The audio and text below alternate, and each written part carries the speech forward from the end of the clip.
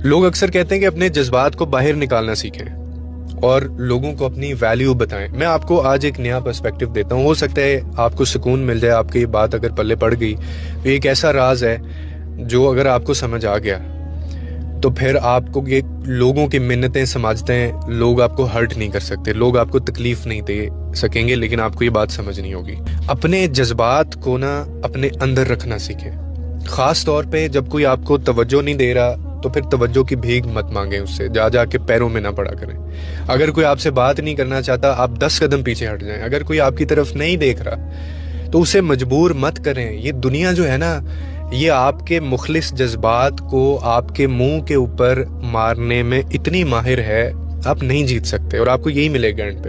اسی لیے اپنے ساتھ آپ خوش رہنا سیکھیں، لوگوں کے ساتھ آپ کو خوش رہنے کی ضرورت نہیں ہے۔ یہ راز اگر آپ کو سمجھ آ گیا نا تو آپ کو کوئی توڑ نہیں سکے گا زندگی میں۔ ہاں، اگر جڑنا ہے آپ نے تو پھر اللہ سے جڑیں، کیونکہ جب انسان اللہ سے جو جڑ جاتے ہیں نا جو لوگ، پھر وہ زندگی میں، ان کی زندگی میں کوئی آئے کوئی چلا جائے، ان کو کوئی فرق نہیں پڑتا۔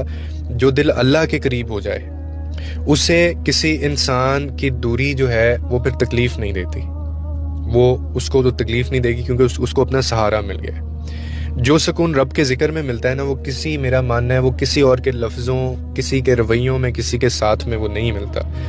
رہی بات نصیب کی، جو آپ کا نصیب ہے، جو آپ کے اللہ نے نصیب میں لکھا ہے، وہ جھک جھک کر بھی آپ تک آئے گا، اور اگر وہ نہیں لکھا ہوگا تو آپ اسے روکنے کی 1000 کوششیں کر لیں، آپ نے کی بھی ہوں گی، بھولنے کی، پتہ نہیں کیا کیا، لیکن نہیں ہوگا وہ۔ اپنی قدر خود کریں، پھر یہ دنیا والے بھی آپ کی قدر کرنا سیکھ جائیں گے۔